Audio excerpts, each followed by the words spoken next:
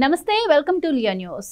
చిన్నపిల్లాడైనటువంటి అవినాష్ రెడ్డి మరికొద్ది రోజుల్లో అరెస్ట్ అయ్యేటువంటి ఛాన్స్ ఉందా అంటే అవుననే సమాధానం వినిపిస్తోంది. గతంలో మనం చూసాము వివేక హత్య కేసులో సిబిఐ ఎంక్వైరీని అవినాష్ రెడ్డి తప్పించుకోవడం. మరి ఈసారి ఈ ఫేక్ పోస్టుల విషయంలో అవినాష్ రెడ్డి తప్పించుకునే ఛాన్స్ లేదు అంటున్నారు. ఒక ముఖ్యంగా చూసుకుంటే ఎలక్షన్స్కి ముందు ఇటు షర్మిల ఇటు సునీత కూడా అవినాష్కి వ్యతిరేకంగానే మరి ప్రచారం చేసిన పరిస్థితుల నేపథ్యంలో మరి వాళ్ళకి వ్యతిరేకంగా కావాలని అవినాష్ రెడ్డి ఈ పోస్టులు వర్ర రవీంద్రారెడ్డి ద్వారా పెట్టించారా అన్న వార్తలు కూడా వినిపిస్తున్నాయి. మరి ఆ రకంగా ఛాన్స్ ఉండే అవకాశం కూడా ఉందా అన్న విషయాలను తెలుసుకుందాం. మనతో పాటు ఉన్నారు సీనియర్ జర్నలిస్ట్ దుర్గా కుమార్ గారు.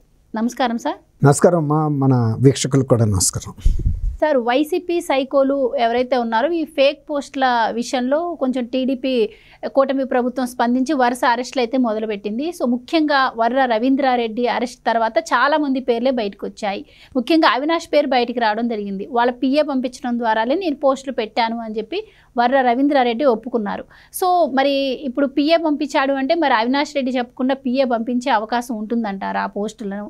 అసలు అవినాష్ రెడ్డి నిజంగానే పెట్టించి ఉండే ఛాన్స్ ఉంటుందా? ఇటు షర్మిల మీద కావచ్చు, సునీత మీద కావచ్చు, విజయమ్మ మీద కావచ్చు పెట్టించి ఉండే ఛాన్స్ ఉంటుందంటారా? సో మీరేం చెప్తారు? పోయిటమ్మా గోవర్ధని, ఇప్పుడు గత వైఎస్ఆర్సీపీ ప్రభుత్వంలో సోషల్ మీడియా ద్వారా ప్రత్యర్థుల మీద భౌతిక అటాకులు చేస్తూనే మానసికంగా కూడా వాళ్ళని దెబ్బతీయాలని ఒక పథకం ప్రకారం ఈ నేరాలు చేశారు, ఈ అసభ్యమైన పోస్టులు పెట్టారనేది చాలా స్పష్టంగా అర్థమవుతుంది. మరీ ముఖ్యంగా మహిళలని టార్గెట్ చేసుకున్నారు ఎక్కువ. అసలు ఈ టార్గెట్ చేయటం కూడా తెలుగుదేశంలోనూ జనసేనలో ఉన్న మహిళా నాయకురాలను చేసుకున్నారు. అలాగే తెలుగుదేశం జనసేన నాయకుల యొక్క మహిళా కుటుంబ సభ్యులను కూడా టార్గెట్ చేశారు.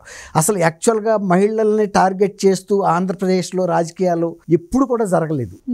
మహిళా నాయకురాలను కానీ మహిళా సభ్యుల్ని కుటుంబ సభ్యులను కానీ ఎంతసేపు రాజకీయంగా ఉంటే ప్రత్యర్థులు వాళ్ళకి వాళ్ళు ఒక స్థాయిలో విమర్శించుకునే వాళ్ళే. కానీ ఇప్పుడు 2019 నుంచి 24 వరకు జరిగిన స్థాయిలో ఇప్పుడు బోరుగడ్డ అనిల్ కానీ వర్ర రవీందర్ రెడ్డి కానీ వీళ్ళందరూ కూడా చాలామంది ఈ సోషల్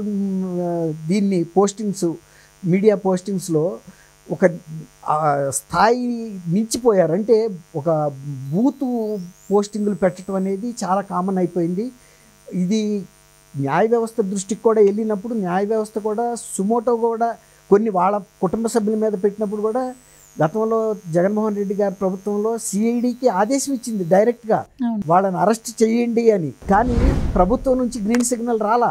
వీళ్ళు ఏంటంటే మీరు ఊరుకోండి ఏం చేస్తే, ఇప్పుడు గౌరవ న్యాయస్థానాలకు సొంత పోలీస్ వ్యవస్థ లేదు కదా. మళ్ళీ వచ్చినప్పుడు రాష్ట్ర ప్రభుత్వ పోలీస్ వ్యవస్థనే వాళ్ళు కూడా ఉపయోగించుకోవాలి. ఎప్పుడు రాష్ట్ర ప్రభుత్వం పెత్తనం ఉంటుంది కానీ న్యాయస్థానాలని దాన్ని కప్పిపుచ్చేశారు. ఇప్పుడు కార్పెట్ కింద స్కెల్టన్స్ పెట్టేసినట్టుగా. దాంతో వాళ్ళు ప్రతిరోజు అదే అంశాన్ని న్యాయస్థానం గుచ్చి అడగలేదు కదా. సరేలే అని వాళ్ళు కూడా ఏం చేయలేని పరిస్థితిలో ఊరుకున్నారు.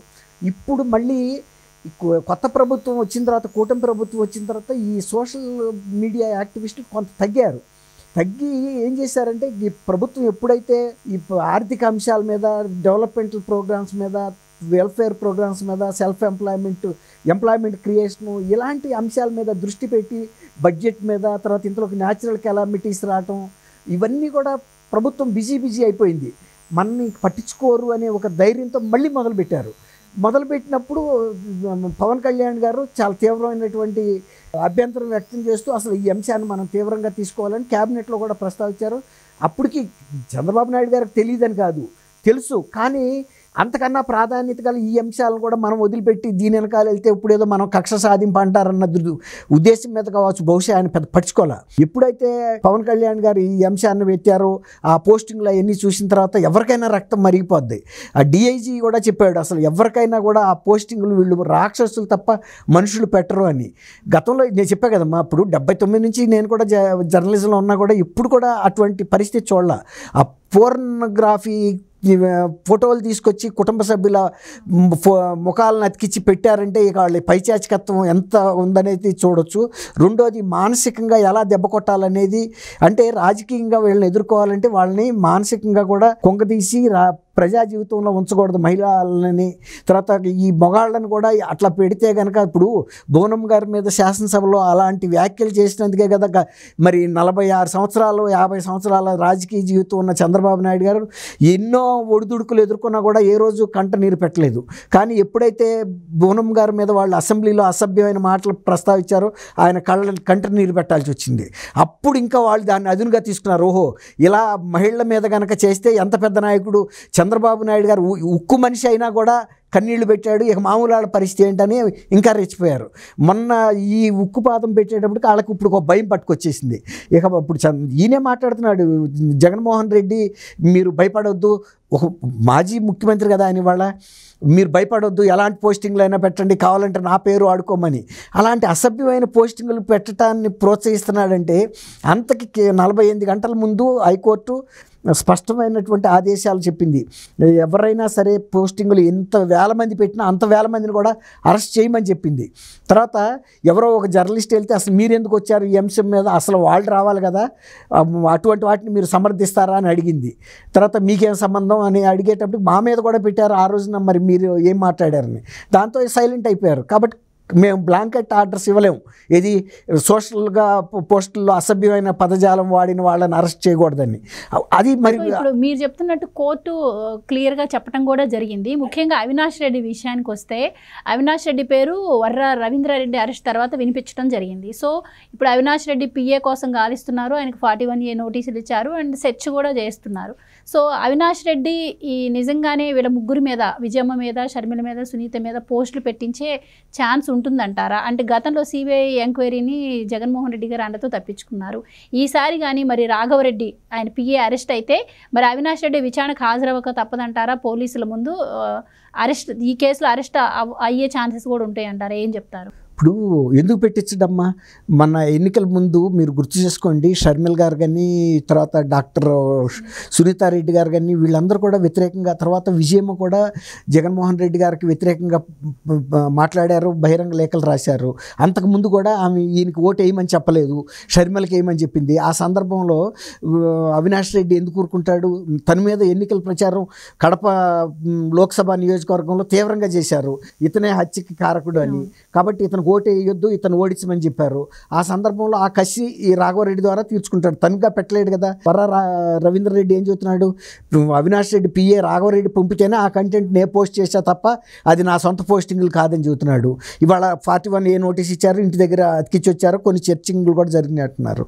అట్లాగే ఇప్పుడు వాళ్ళ దగ్గర దొరికినా దొరకపోయినా రవీందర్ రెడ్డి అయితే స్పష్టమైన వాంగ్మూలం ఇచ్చాడు. అతను రాఘవరెడ్డిని అరెస్ట్ చేసినప్పుడు తను కూడా ఏం చెబుతాడు, నా వ్యక్తిగతంగా వాళ్ళ మీద శత్రుత్వం లేదు, అవినాష్ రెడ్డికి ఉంది, అవినాష్ రెడ్డి దగ్గర పిఏగా పనిచేస్తున్నా కాబట్టి నన్ను పెట్టమంటే నేను అతని ద్వారా పెట్టించాను, నా తప్పు లేదంటాడు. మరి అప్పుడు అవినాష్ రెడ్డి రంగంలోకి రావాల్సి వస్తుంది కదా. ఖచ్చితంగా పిలిపిస్తారు, ఇంట్రాగేట్ చేస్తారు, తర్వాత ఎవిడెన్సెస్ ఉంటే అరెస్ట్ చేస్తారు. ఇప్పుడు మీరు అన్నట్టు సిబిఐని ఆ రోజు కర్నూలులో ఒక హాస్పిటల్లో ఉండి మొత్తం సాయుధ మనుషుల్ని పెట్టుకుని తప్పించుకోవచ్చు. కానీ ఇవాళ ఆంధ్రప్రదేశ్ పోలీస్ వ్యవస్థ ఇంత సీరియస్గా తీసుకున్న ఈ క్రైమ్లో తప్పించుకోవడానికి వాళ్ళు జగన్మోహన్ రెడ్డి గారు సీఎంగా లేడు కదా. అదే కనుక జగన్మోహన్ రెడ్డి గారు సీఎంగా ఉంటే మీరు అన్నట్టు ఖచ్చితంగా అతను అరెస్ట్ జరగదు. సిబిఐ కాదు కదా, ఇంకా అంతర్జాతీయ పోలీసులు వచ్చినా కూడా జగన్మోహన్ రెడ్డి గారు ఆంధ్రప్రదేశ్ ముఖ్యమంత్రిగా ఉన్నంతకాలం అవినాష్ రెడ్డి మీద కూడా వాలదు. కానీ ఇప్పుడు అయితే మాత్రం ఖచ్చితంగా పోలీసులు అరెస్ట్ చేస్తారు, ఇందులో నేరస్తుల్ని బయటికి తీసుకొస్తారమ్మా. అలాంటి రిజర్వేషన్స్ ఏమి ఉండవు ఇక్కడ. థ్యాంక్ యూ అమ్మా గోవర్ధని, మన వీక్షకులు కూడా నమస్కారం. Please subscribe to Leo news for more videos.